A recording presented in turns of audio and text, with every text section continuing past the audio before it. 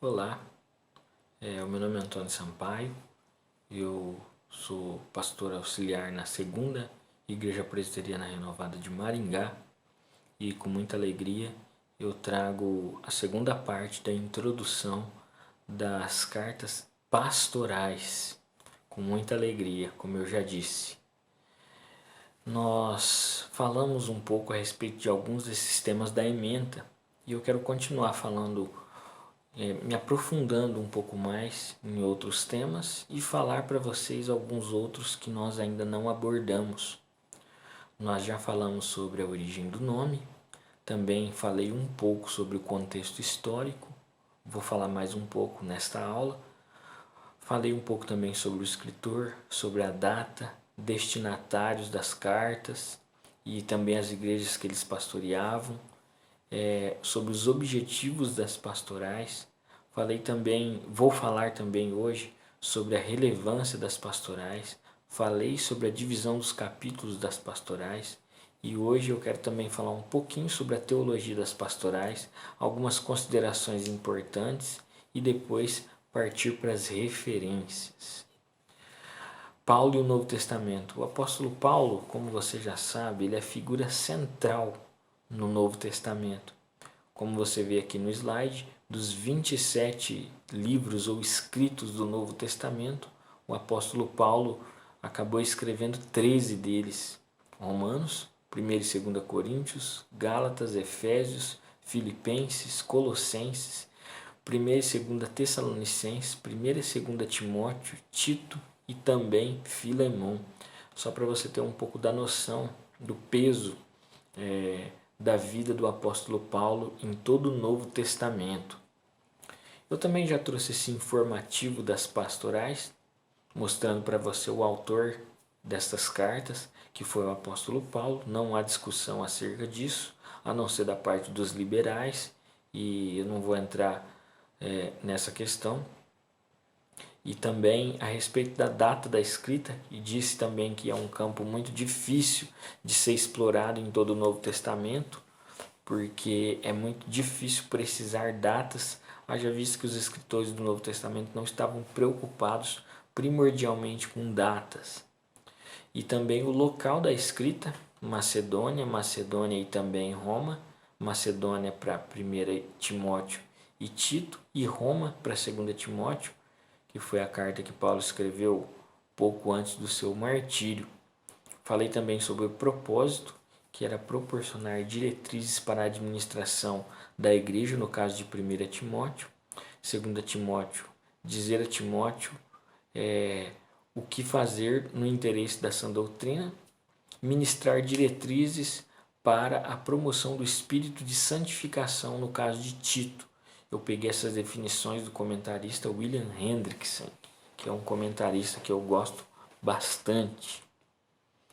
Seguindo um pouco a respeito do contexto das pastorais, como você sabe, as pastorais ela foi escrita em um contexto onde o Império Romano dominava. E dentro dessa questão do Império Romano, eu gostaria de falar um pouco sobre a Pax Romana. Só para você ter um pouco mais de localização, a República Romana ela chega ao fim por problemas em diversas áreas do Império, política, econômica, também social. E um novo período havia chegado a Roma alguns anos antes das cartas pastorais serem escritas, que é justamente a era dos imperadores. Como você pode perceber aqui no slide, que o Império Romano ele havia se transformado, ou melhor dizendo, Roma havia se transformado em um império apenas alguns anos antes das cartas pastorais serem escritas. Por quê? Porque Roma passou por alguns períodos ou por algumas fases. E quando as pastorais são escritas, nós estamos na fase final, onde Roma já é um império, ou seja, ele tem uma forma de governo por imperadores, não mais por dinastia, não mais pelo Senado, mas agora por imperadores. E a Pax Romana é um conjunto de medidas tomadas pelo imperador Otávio Augusto para trazer crescimento econômico, comercial, territorial e também estabilidade social para o Império Romano. E o reinado desse Otávio Augusto foi de 27 a.C. Acho que o slide deve ter cortado um pedaço aqui, mas tudo bem. Então, esse imperador, ele tomou essa série de medidas que ficou conhecida como Pax Romana. Isso é um período bem interessante do governo e de toda a história de Roma. E o que foi decidido então nessa Pax Romana? Algumas coisas muito importantes. A Pax Romana estabeleceu limites para as fronteiras e também fortaleceu o exército. A Pax Romana também estabeleceu a aposentadoria e doação de terras para militares veteranos. Investiu também na infraestrutura de Roma, pontes, teatros, até um corpo de bombeiros foi criado na Roma Antiga. E também a Pax Romana ela fez acordos com lideranças locais. Nesse quadro muito bonito, deixa eu me aproximar para admirar um pouco a beleza dele. Presta atenção nos detalhes, nas riquezas de detalhes desse quadro. E nesse quadro, como você vê no slide, o líder galês se rende a Júlio César após o cerco de Aleia, na região da Gália, que hoje se localiza o país da França. E o nome do pintor é Lionel Noel Royer. E esse quadro foi pintado em 1899. A Pax Romana, irmãos, teve uma importância primordial na propagação do Evangelho. Por quê? Porque quando o apóstolo Paulo faz as suas viagens missionárias, quando nós vemos o livro de Atos, por exemplo, que é o livro que narra a história do início da igreja primitiva, a Pax Romana estava em pleno vigor, o Império Romano gozava de estabilidade. Ou seja, antes do Império Romano estabelecer a Pax, era muito difícil uma pessoa fazer viagens pelo Império Romano, pelas terras do Império Romano, sem ela ser assaltada, sem ela sofrer algumas dificuldades, sem ela sofrer algumas hostilidades durante essa viagem. Já na época de Paulo, não, e das viagens missionárias. O apóstolo Paulo, ele circula por todas as terras do Império Romano e ele faz isso na mais perfeita tranquilidade, no sentido geográfico e também no sentido de infraestrutura. Claro que ele sofre perseguições por pregar a palavra de Deus, mas no sentido de geográfico, de localização, ele tem liberdade para circular pelo Império Romano, como todas as pessoas tinham na época em que o Novo Testamento foi escrito. E também um outro benefício que a Pax Romana trouxe foi a questão das línguas, segundo nos informa o Mercetene, no seu livro chamado Novo Testamento, Sua Origem e Análise, porque a língua grega ela é agora a língua padrão em todo o Império Romano.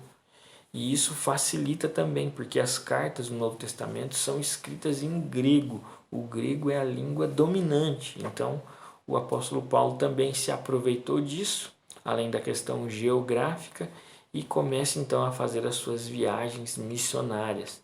Deus está se utilizando do Império Romano, das suas ordens, dos seus decretos, dos seus estabelecimentos, para então fazer com que o apóstolo Paulo circule com liberdade, no sentido geográfico, claro, por todas as suas terras.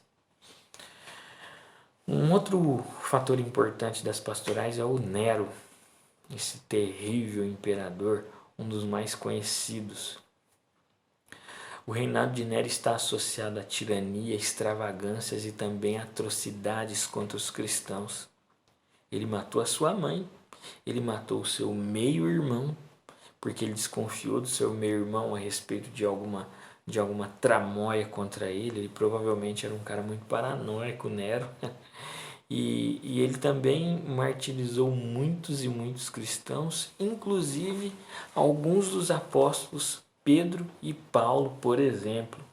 Então, quando o apóstolo Paulo escreve as pastorais, a Pax Romana está em vigor e esse carinha aí, que tem o seu busto esculpido, ele está reinando no Império Romano, exatamente neste momento em que o apóstolo Paulo escreve as pastorais. Só para você ter uma ideia, períodos da história de Roma.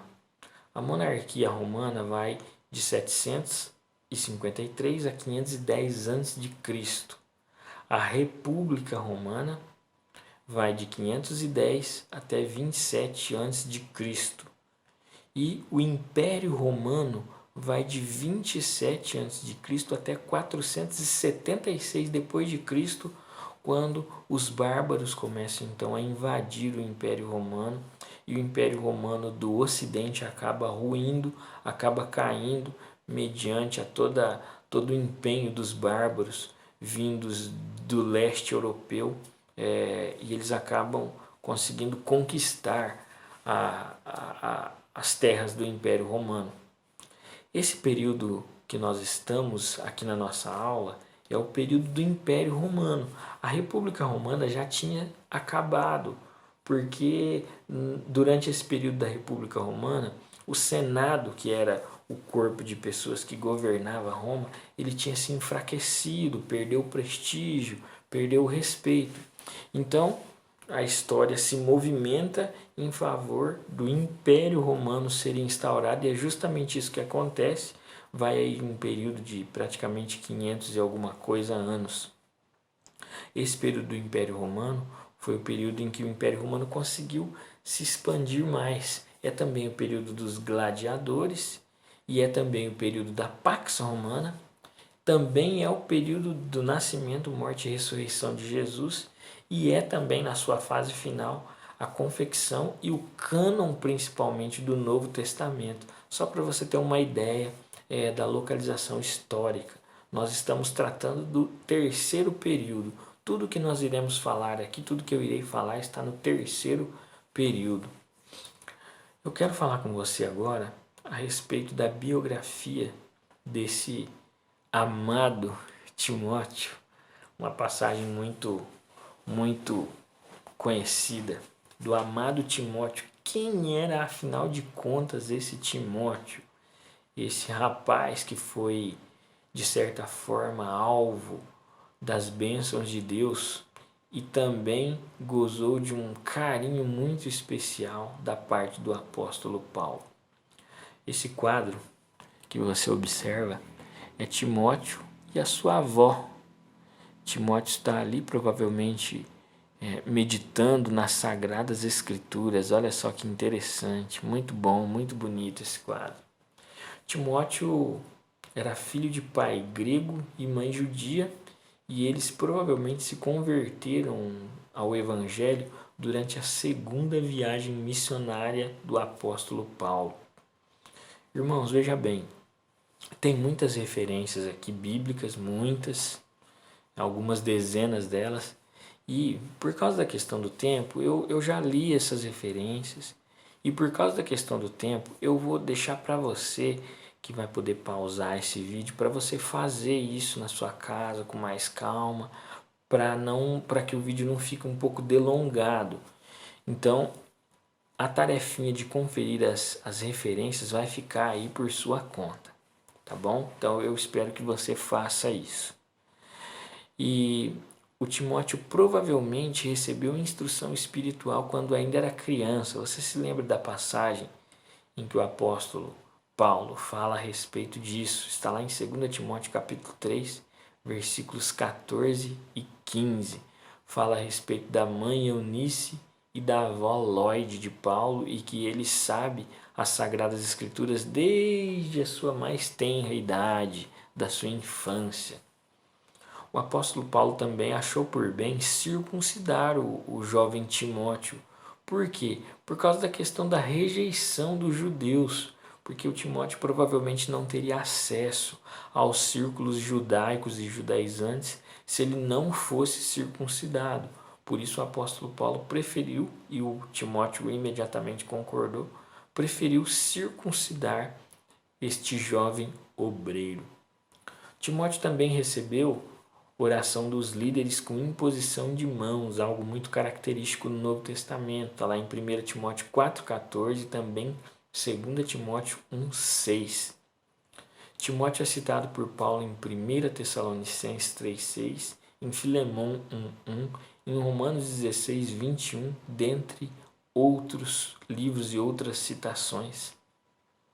Timóteo também é companheiro de Paulo nas viagens missionárias, como em Atos 16 e 17, aqueles episódios em que o apóstolo Paulo foi duramente hostilizado, teve que fugir, foi para Atenas, estava em Bereia, enfim, vários e vários acontecimentos na vida do apóstolo Paulo, e o Timóteo era um dos seus companheiros de viagem nessas viagens missionárias. Timóteo foi enviado também para Tessalônica, conforme a referência de 1 Tessalonicenses 3, do 2 ao 6, e também 1 Tessalonicenses 3, 6. Timóteo também foi enviado até Corinto, e ele provavelmente foi o responsável por levar a primeira carta de Paulo até os irmãos da igreja de Corinto, e é provável que também estivesse com Paulo por ocasião em que a segunda epístola de Paulo aos Coríntios foi escrita. Vale fazer menção destes fatores, que são fatores que vão agregar bastante na nossa compreensão a respeito de tudo que está acontecendo. Eu estou separando aqui apenas uma ou outra referência que eu achar mais importante, que eu gostaria de ler, e essa referência eu creio que vai ser de muito proveito para nós, que é 1 Coríntios 4,17, que diz exatamente assim, me permita. Por essa razão estou lhe enviando Timóteo, meu filho amado e fiel no Senhor, o qual lhes trará a lembrança a minha maneira de viver em Cristo Jesus, de acordo com o que eu ensino por toda parte e em todas as igrejas. Olha só que interessante essa referência. Essa é uma referência muito importante. 2 Coríntios capítulo 1, versículo 1, nos diz assim: Paulo, apóstolo de Cristo Jesus pela vontade de Deus, e o irmão Timóteo, a igreja de Deus que está em Corinto, juntamente com todos os santos de toda a Caia. Nós vimos nessas referências que Timóteo foi o responsável por levar a carta de Paulo aos Coríntios, a primeira carta, e ele estava com Paulo quando a segunda carta é confeccionada. E uma outra referência que vale também a pena ser lida aqui, não que as outras não valham, tá? Filipenses capítulo 1, versículo 1 diz assim: Paulo e Timóteo, servos de Cristo Jesus. Timóteo estava com Paulo quando Paulo escreve a carta que é enviada aos irmãos da igreja de Filipos. E posteriormente o Timóteo também é enviado a esta igreja de Filipos. Ele estava com Paulo quando Paulo escreve a carta, e o versículo 19 diz assim: Espero no Senhor Jesus enviar-lhes Timóteo brevemente, para que eu também me sinta animado quando receber notícias de vocês. Olha que interessante essas referências. E o Timóteo, como eu disse, com uma participação bastante destacada no ministério do apóstolo Paulo. Ele também estava com o apóstolo quando Colossenses foi escrito. Diz assim: Paulo, apóstolo de Cristo Jesus pela vontade de Deus, e o irmão Timóteo. Olha que interessante. O Timóteo estava com Paulo quando Filipenses foi escrito, quando Colossenses foi escrito, quando 2 Coríntios foi escrito, e ele mesmo levou a carta que Paulo escreveu para os irmãos de 1 Coríntios. Olha que interessante. São informações muito relevantes e que fazem toda a diferença na nossa compreensão a respeito das pastorais. Timóteo foi chamado a estar com Paulo nos momentos que antecederam o seu martírio. Olha só, meus irmãos, que interessante. É uma das passagens bíblicas que me chamam muito a atenção, que é 2 Timóteo.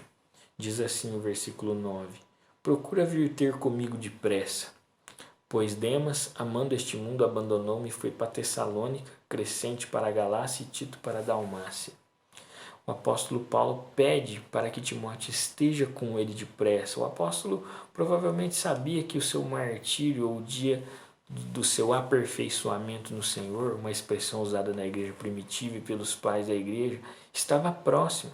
Então ele chama Timóteo e pede: Timóteo, venha ter comigo depressa, porque eu estou sozinho, todos me abandonaram, meu julgamento está se aproximando, meu martírio está se aproximando. Na minha primeira defesa ninguém esteve comigo, mas o Senhor me deu graça e me ajudou a vencer aquele momento.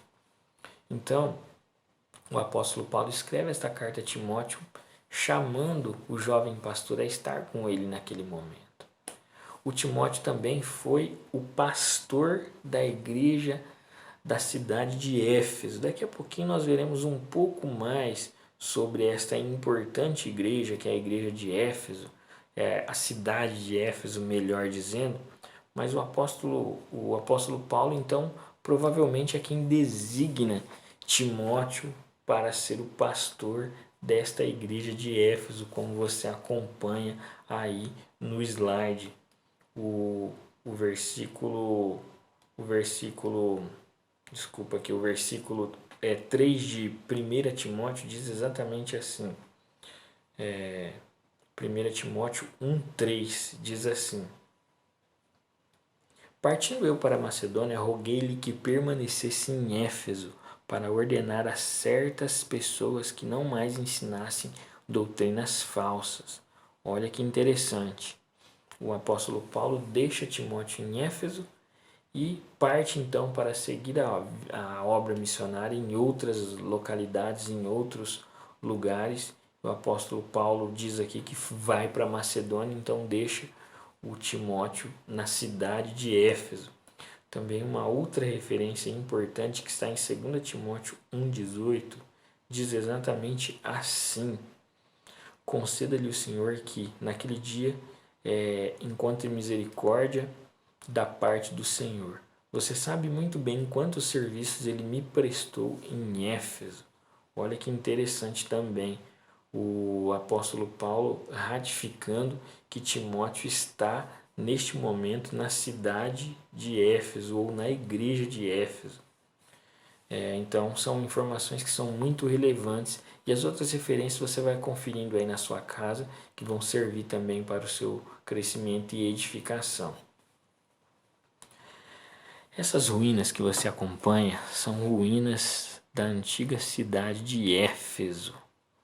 A cidade de Éfeso é uma cidade que está localizada onde nós atualmente chamamos de Turquia.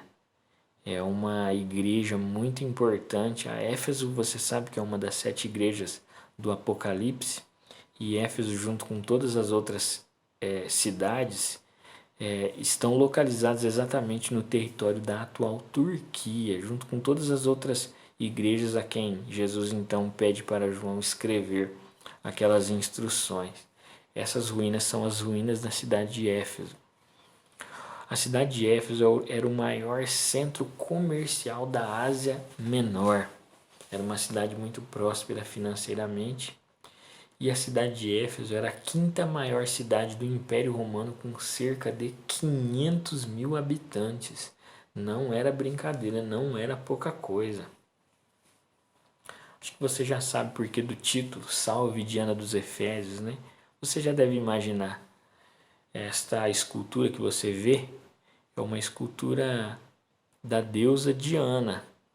Da deusa Diana, que é uma versão romana da deusa grega Ártemis.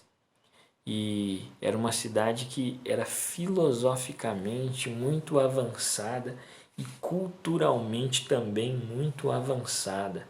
Era uma cidade que era dada a filosofias, era dada a cultura, artes, pintura, dentre outros fatores mais. E era uma cidade, como você sabe, como você percebe na escultura, dedicada a Diana.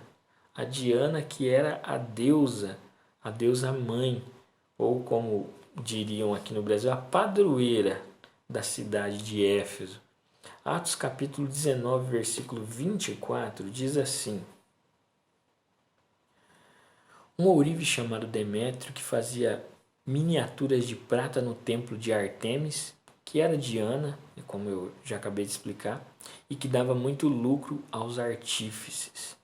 O versículo 27 diz assim: não somente há o perigo de nossa profissão perder a sua reputação, mas também de o templo da grande deusa Artemis cair em descrédito e de a própria deusa, adorada em toda a província da Ásia, em todo o mundo, ser destituída da sua majestade divina.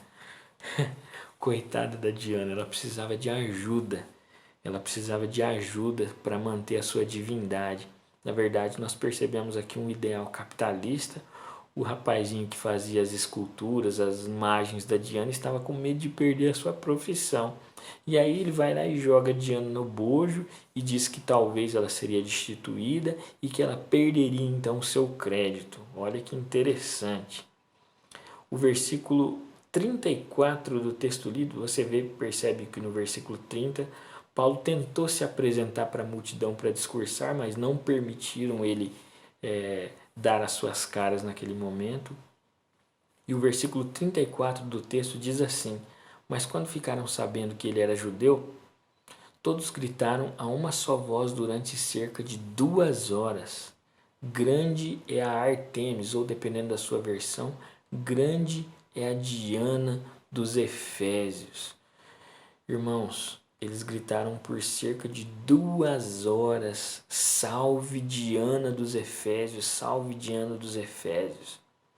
E o versículo 35 diz que o escrivão da cidade acalmou a multidão e disse: Efésios, quem não sabe que a cidade de Éfeso é a guardiã do templo da grande Artemis e de sua imagem que caiu do céu, segundo uma tradição, uma lenda que circulava naquele local. E o versículo 33 diz: alguns da multidão julgaram que Alexandre era a causa do tumulto. Quando os judeus o empurraram para a frente, ele fez sinal pedindo silêncio com a intenção de fazer a sua defesa diante do povo.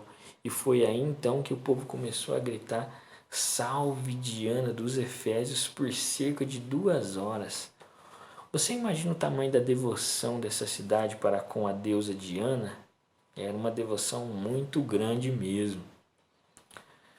E agora eu quero trazer para você algumas coisas a respeito do Tito, este jovem pastor também que foi pastor junto com Paulo e que contribuiu grandemente para o progresso do Evangelho.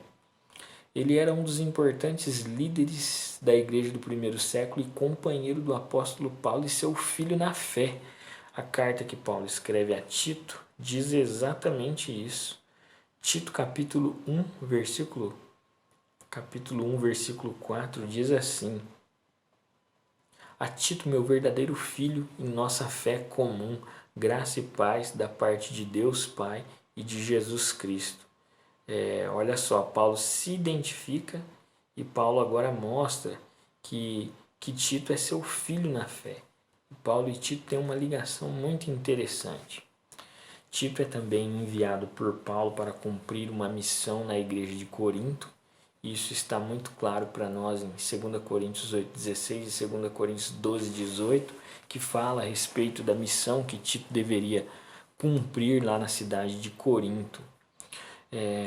Tito também traz notícias de Corinto para Paulo após a primeira carta aos Coríntios ser escrita, que está lá em 2 Coríntios 7,6. E ele também é o responsável por levar a segunda carta de Coríntios até os irmãos lá da igreja daquela cidade. Olha só, 2 Coríntios 7,6 diz assim, eu vou ler aqui para vocês. 2 Coríntios 7,6. Deus, porém, que consola os abatidos, consolou-nos com a chegada de Tito. E agora eu quero ler o 2 Coríntios 12,18, que diz exatamente assim. Recomendei a Tito que os visitasse acompanhado de outro irmão. Por acaso Tito os explorou? Não agimos nós no mesmo espírito e não seguimos os mesmos passos? Olha que interessante. O apóstolo Paulo mostra para os irmãos a sua preocupação e envia então esta segunda carta por meio da pessoa de Tito, que então é comissionado pelo apóstolo dos gentios a levar esta carta até aqueles irmãos. E o Tito capítulo 1, versículo 5 diz assim: A razão de tê-lo deixado em Creta foi para que você pusesse em ordem o que ainda faltava e constituísse presbíteros em cada cidade, como eu o instruí. O Tito deveria ficar em Creta e estabelecer ali presbíteros, estabelecer lideranças naqueles locais. E ele também era de origem grega, como diz Gálatas 2:3. Tito acompanhou Paulo no Concílio de Jerusalém. Você se lembra muito bem do Concílio de Jerusalém. Tito não é citado em Atos dos Apóstolos, mas ele é citado em Gálatas, que fala a respeito desse mesmo concílio onde Paulo combate os judaizantes e cita a decisão da igreja de Jerusalém de certa forma permitir ou autorizar que os não circuncidados também pudessem fazer parte da igreja. Ele é citado também em Gálatas 2:1, Gálatas 2:3 e 2 Timóteo 4:10. Ele é enviado por Paulo para estabelecer a liderança na ilha de Creta. Eu acabei de ler esse versículo aqui. E ele foi instruído por Paulo para dar assistência para Zenas e Apolo. E isso o apóstolo Paulo também deixa claro em Tito 3:12 e 13. Olha que bonita essa imagem. É uma imagem da ilha de Creta. Olha que coisa mais linda. A ilha de Creta, ela pertence hoje à Grécia. Ela é uma ilha, claro, que fica exatamente no sul da Grécia. É uma bela ilha, um belo lugar. Eu pesquisei algumas fotos e imagens atuais de lá. É realmente um lugar muito belo. E aí você já também imagina por que cretenses mentirosos, né? Uma passagem bem interessante também. Ilha localizada ao sul da Grécia, já disse, é o local de importantes mitologias como a de Zeus e também a do Minotauro. O labirinto do Minotauro está lá. Se você quiser visitar, você pode chegar até o labirinto do Minotauro, uma mitologia grega muito importante, muito relevante. Tito capítulo 1, versículos 10, 11 e 12 diz assim: Pois há muitos insubordinados que não passam de faladores e enganadores, especialmente os do grupo da circuncisão. É necessário que eles sejam silenciados, pois estão arruinando famílias inteiras, ensinando coisas que não devem, tudo por ganância. Um de seus próprios profetas chegou a dizer: cretenses sempre mentirosos, feras malignas, glutões e preguiçosos. Olha só como era a fama desses cretenses. Cretenses mentirosos, glutões, ou seja, comilões. Era uma fama que não era muito legal, não era muito boa a respeito dos cretenses. O profeta, o que Paulo cita aqui, é um cara chamado Epimênides, e tem uma história por trás aí dessa questão dos cretenses mentirosos. E esse Epimênides, que era cretense, ele era também um mentiroso convicto de carteirinha. Ele era talvez um sofista, não sei se a gente poderia entender sobre esse prisma, mas enfim, o que nos importa aqui é que ele de fato, que a ilha de Creta de fato tinha essa má fama, gozava dessa má fama. A ilha de Creta foi conquistada por Roma em cerca de 69 a.C. e era uma província pacata e pacífica. Qual a relevância das pastorais? Ou por que nós devemos estudá-las? E qual a sua relevância para os dias de hoje? Como as cartas pastorais elas podem contribuir com a nossa vida hoje, com o ministério pastoral hoje, com o seu ministério de liderança na igreja hoje, com o seu papel que você desenvolve na sua comunidade, enfim, como estas 3 cartas podem contribuir nesse sentido conosco. Segundo William Hendrickson, no seu comentário de 1 e 2 Timóteo e Tito, as pastorais são importantes porque elas lançam luz sobre o importante problema da administração eclesiástica.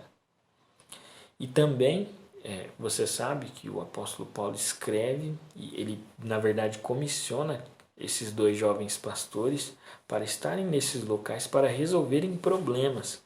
Um dos problemas que ele tenta resolver é o problema das heresias, que é um assunto muito debatido em vários livros do Novo Testamento. E um outro motivo também é porque as pastorais enfatizam a sã doutrina, prega a palavra, insta. Então, as pastorais enfatizam a sã doutrina, nos ensinam a andar na linha da ortodoxia e na fé reta, de acordo com a palavra de Deus. E ela também é importante, as pastorais são importantes, melhor dizendo, porque nessas epístolas, tanto quanto nas demais, Deus nos fala. Deus está falando por meio das pastorais, é a boca de Deus, é a voz de Deus sendo propagada para os ouvidos dos crentes.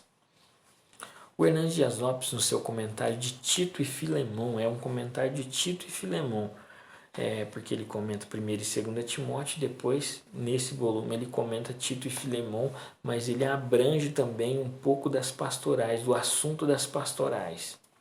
O Hernandes Dias Lopes, o reverendo Hernandes Dias Lopes, diz que é importante estudar as pastorais porque a classe pastoral está em crise e que há muitos pastores perdidos e confusos no seu ministério. Olha só, segundo Hernandes Dias Lopes, 1 e 2 Timóteo e Tito são essenciais para a vida de pastores porque ajuda esses pastores que estão em crise, que estão perdidos, confusos, a voltarem novamente nos caminhos do Senhor e terem uma correção de acordo com a santa palavra de Deus. Segundo Hernandes Dias Lopes, esses 3 livros contribuem com os pastores nesse sentido. E também porque as igrejas estão em crise. Claro, pastores em crise é igual a igrejas em crise, é óbvio. Então, o Hernandes Dias Lopes vai nos dizer que muitas igrejas estão em crise e que as cartas pastorais trazem princípios práticos que orientam a igreja acerca do modo correto de proceder diante dos perigos externos e dos conflitos interiores. Olha só, a igreja, como você bem sabe, ela enfrentou problemas ou perseguições internas e ela também enfrentou perseguições externas. Na visão do Hernandes Dias Lopes, as pastorais podem contribuir para que a igreja possa se armar tanto quanto para as perseguições externas, talvez, e principalmente pelos conflitos interiores, os perigos externos no sentido das heresias que vêm de fora e tentam invadir a igreja, e conflitos interiores também no sentido de heresias, haja vista que muitas heresias elas surgiram de dentro da igreja e foram se espalhando. Enfim, o Hernandes Dias Lopes também diz que é importante estudar as pastorais porque há nas igrejas um descompasso entre teologia e vida. A igreja de Deus precisa ser zelosa na doutrina e também na vida. Olha que interessante, irmãos, essa observação do reverendo Hernandes Dias Lopes. Um descompasso entre a teologia e a vida. A palavra teologia ela é um pouco mal vista para muitas pessoas atualmente nas igrejas. Quando se fala teologia, e lá vem teologia, teologia. Teologia, não, a gente tem que orar. Irmãos, não se separa teologia de vida de oração, não se separa teologia de vida prática, de vida na igreja, de vida piedosa, de vida zelosa. É a teologia, ou seja, é a Bíblia que nos traz o norte para que nós possamos fazer tudo isso. É a Bíblia que nos traz a diretriz de como nós devemos orar, por que devemos orar, como devemos orar, por que oramos e Deus às vezes não responde. Todas as respostas para essas questões são respostas teológicas, no sentido de que, quando nós precisamos de uma resposta, nós abrimos a Bíblia e olhamos para ela. Isso é teologia. E o Hernandes Dias Lopes observa muito bem esse descompasso que há entre teologia e vida. E isso é muito importante nós estreitarmos esse laço. Teologia não é ficar citando grego ou ficar citando hebraico. Teologia é você aplicar as verdades profundas, mais simples de Deus ao mesmo tempo, na sua vida, no seu trabalho, no seu casamento, na sua vida ministerial, enfim. E também é importante estudar as pastorais, porque as heresias sempre se vestem de nova roupagem para se infiltrar nas igrejas. Olha só, o apóstolo Paulo combateu hereges há mais de 2000 anos atrás. E no ano de 2020 cá estamos nós também, enfrentando os hereges que se levantam dia após dia nos meios, nas mídias sociais, no Instagram, YouTube, Facebook, enfim. Muitos hereges têm se levantado e nós precisamos olhar para as pastorais também para nos armar contra os hereges, porque Paulo combate eles de uma forma muito dura nas pastorais. O apóstolo João também faz isso nos seus escritos. E também porque a maneira errada de lidar com as pessoas de dentro da igreja é a causa de muitas feridas. A carta de Paulo a Tito é um verdadeiro manual de relacionamento humano. Olha que importante essa fala do Hernandes Dias Lopes. A carta de Paulo a Tito ensina como Tito deveria ensinar as pessoas a tratarem umas às outras e, claro, como o próprio Tito, o responsável, o líder maior daquele rebanho ou daqueles rebanhos, porque se você prestar atenção, o apóstolo Paulo diz que deixa Tito para estabelecer presbíteros nas igrejas, ou seja, Tito seria uma espécie de supervisor de um campo. Mas enfim, a carta que Paulo escreve a Tito é um manual, porque trata de algumas dificuldades no tratamento entre irmãos e entre irmãs e como estes irmãos ou como estas irmãs deveriam tratar-se mutuamente. Isso é muito interessante ser observado e isso está justamente no capítulo 2 da carta de Paulo a Tito. Você também, versículo 1, você, porém, fale o que está de acordo com essa doutrina. Ensine os homens mais velhos a serem sóbrios, dignos de respeito, sensatos e sadios na fé, no amor e na perseverança. Semelhantemente, ensine as mulheres mais velhas a serem reverentes na sua maneira de viver, a não serem caluniadoras ou fofoqueiras, nem escravizadas a muito vinho, mas a serem capazes de ensinar o que é bom.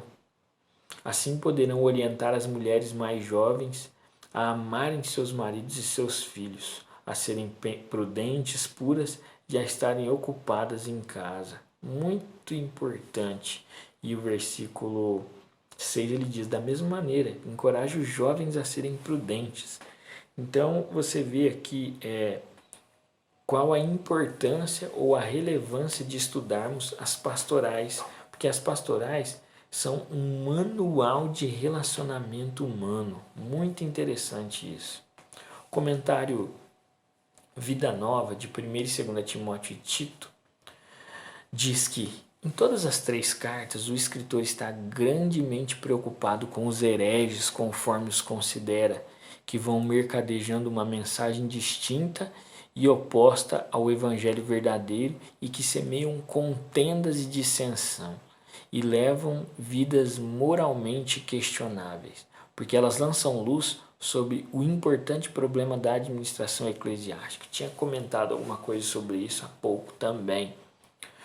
Então, uma importância do apóstolo Paulo, só para ratificar, que o apóstolo Paulo dá para o estudo das pastorais, é justamente o combate às heresias. Paulo combate as heresias e esse comentário da Vida Nova nos mostra muito bem isso.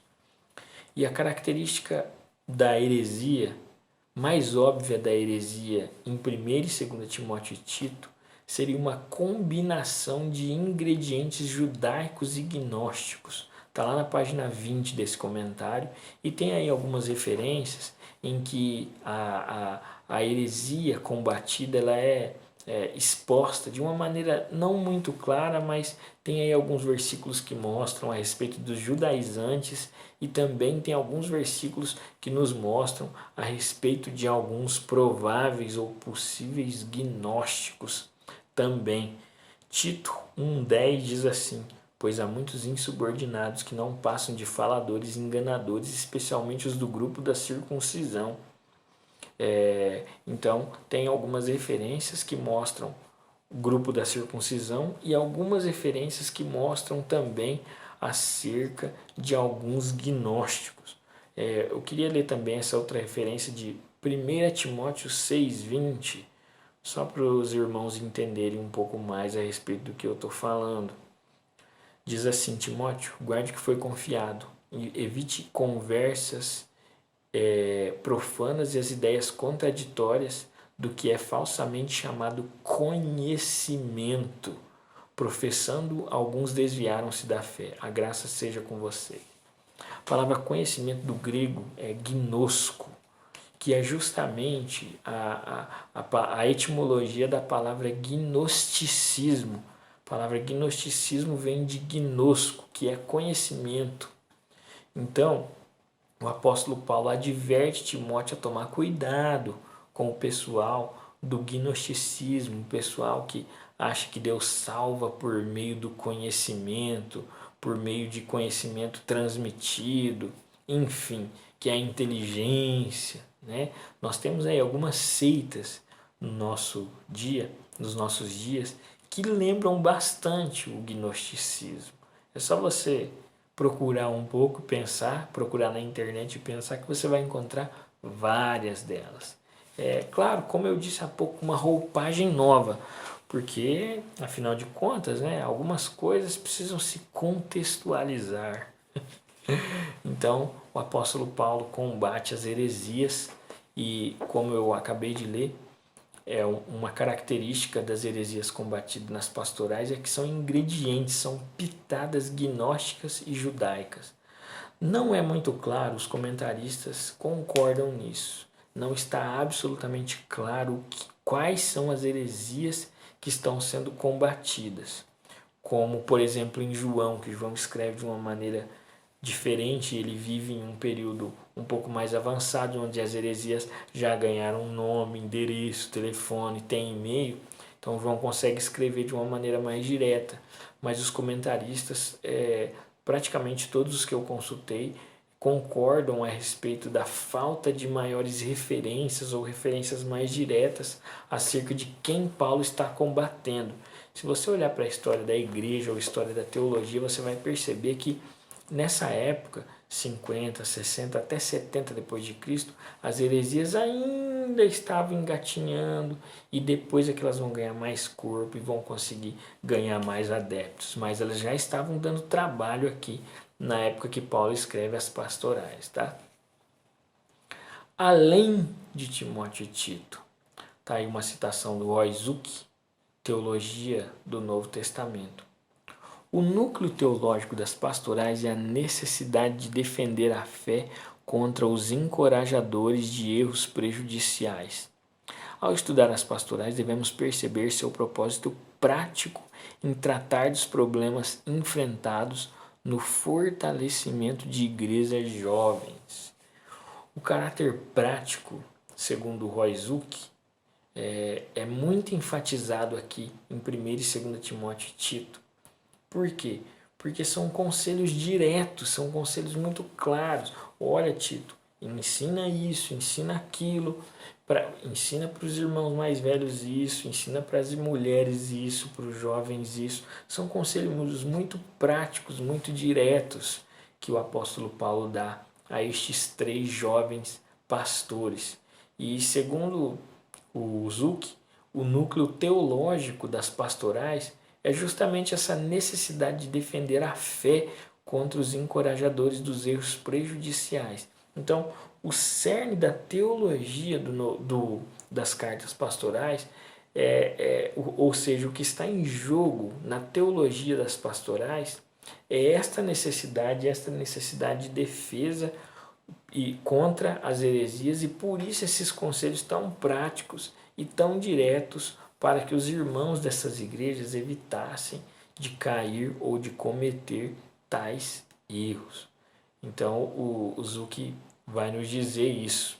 E as igrejas estavam sendo estabelecidas, não eram apenas as heresias que estavam iniciando, mas as igrejas também estavam sendo iniciadas. E isso precisa ser entendido e precisa ser mencionado, tá bom?